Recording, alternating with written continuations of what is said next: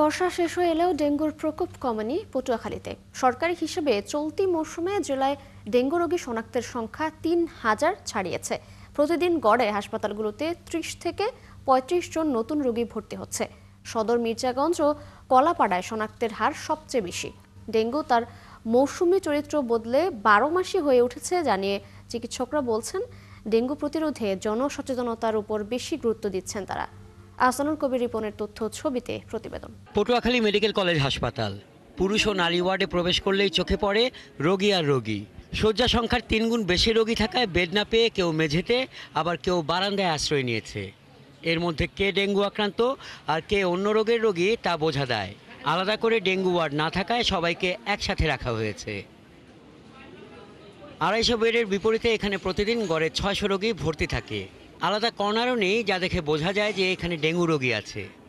একই চিত্র শিশু ওয়ার্ডেও। প্রথম দিন ছিল ২,৫০,০০০, কালকে টেস্ট করছে, কালকে 2,৩০,০০০, আজকে ১,৬০,০০০।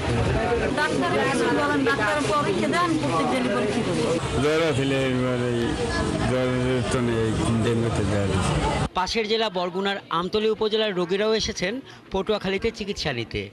জ্বর আসছিল শুক্রবারে, তারপর টেস্ট করে দেখি আমার ডেঙ্গু হয়েছে। তারপর আর কি হসপিটালে আর কি ভর্তি হলাম টেস্ট মেস্ট করাইয়া।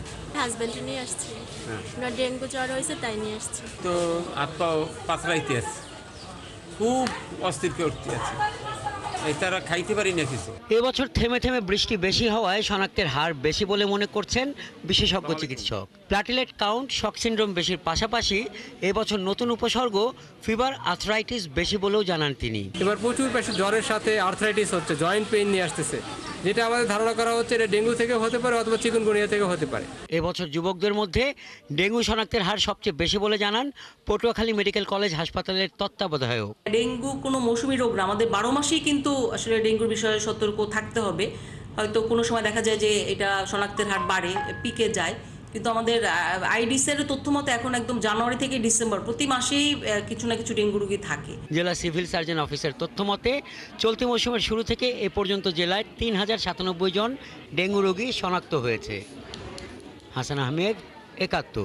দর্শক, এ বিষয়ে আরও জানতে আমরা চলে যাচ্ছি আমাদের সহকর্মী আহসানুল কবির রিপনের কাছে। আমরা যুক্ত হচ্ছি তার সাথে।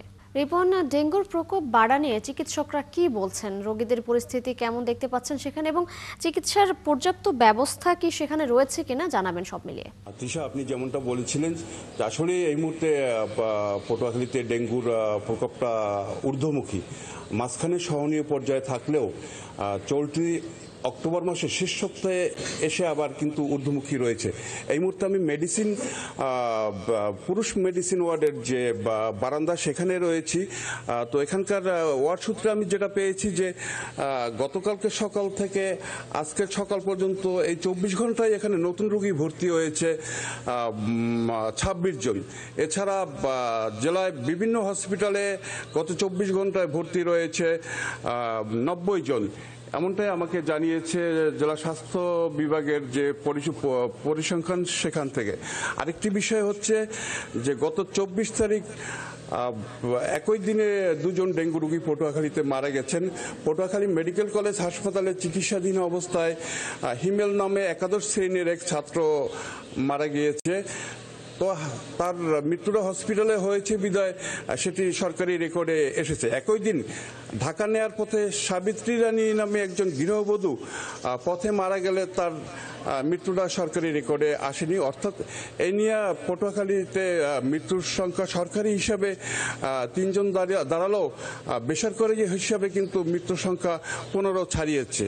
তো আরেকটি বিষয় হচ্ছে যে পটুয়াখালীর যে বিভিন্ন হসপিটালে যারা এসে শনাক্ত হয় তাদেরটা সরকারি রেকর্ডে আসে, কিন্তু এছাড়া যারা বিভিন্ন ক্লিনিক, ডায়াগনস্টিক সেন্টারে টেস্ট করিয়ে শনাক্ত হওয়ার পরে বাসাবাড়িতে ট্রিটমেন্ট নিচ্ছে এবং বরিশাল বা ঢাকায় চিকিৎসার জন্য যাচ্ছে, সেগুলো কিন্তু সরকারি রেকর্ডে আসছে না। আপনাকে আমি একটু এই পুরুষ মেডিসিন ওয়ার্ডের যে বারান্দায় সেখানে দেখাচ্ছি যে এই যে ফ্লোরে কিন্তু এই যে ডেঙ্গু রোগী অবস্থান করতেছে। তো এখানে মূল যে ওয়ার্ড সেখানে আসলে ধারণ ক্ষমতা রয়েছে, বেড রয়েছে ৩০টি, কিন্তু ভিতরে যে রোগী তার অর্ধেকটাই রয়েছে ডেঙ্গুর এমনটাই আমাকে জানিয়েছে। আমি একটু আপনাকে আর একটু সামনে নিয়ে দেখাতে চাচ্ছি যে এই যে বারান্দাটা জুড়েই কিন্তু ডেঙ্গু রোগী আপনি দেখতে পাচ্ছেন। এই যে বেডে শুয়ে আছে ইনি কিন্তু ডেঙ্গু পজিটিভ রোগী। আরেকটি বিষয় হচ্ছে যে এখানে যে স্বাস্থ্য সেবার যে মানটা সেটা কিন্তু আসলে খুব একটা সন্তোষজনক না। বিষয়টা হচ্ছে যে এখানে কিন্তু আলাদা কোনো ডেঙ্গু ওয়ার্ড বা কর্নার নেই। মেডিসিন ওয়ার্ড, পুরুষ, মহিলা এবং শিশু এই 3টি ওয়ার্ডে ডেঙ্গু রোগীদের রাখা হচ্ছে, কিন্তু তাদের কিন্তু আলাদা কোনো কর্নারও করা হয়নি। তো সেক্ষেত্রে রুগীরা আসলে যে ডেঙ্গু রোগী হিসেবে আলাদা যে সেবাটা পাওয়ার কথা তারা কিন্তু সেটা পাচ্ছে না। আর আরেকটা বিষয় হচ্ছে যে রিপন, আমরা ফিরবো আপনার কাছে, আপনি সঙ্গেই থাকুন, খোঁজখবর আরও রাখতে থাকুন। দর্শক, পটুয়াখালী থেকে ডেঙ্গুর সবশেষ তথ্য নিয়ে যুক্ত ছিলেন আমাদের সহকর্মী আহসানুল কবির রিপন।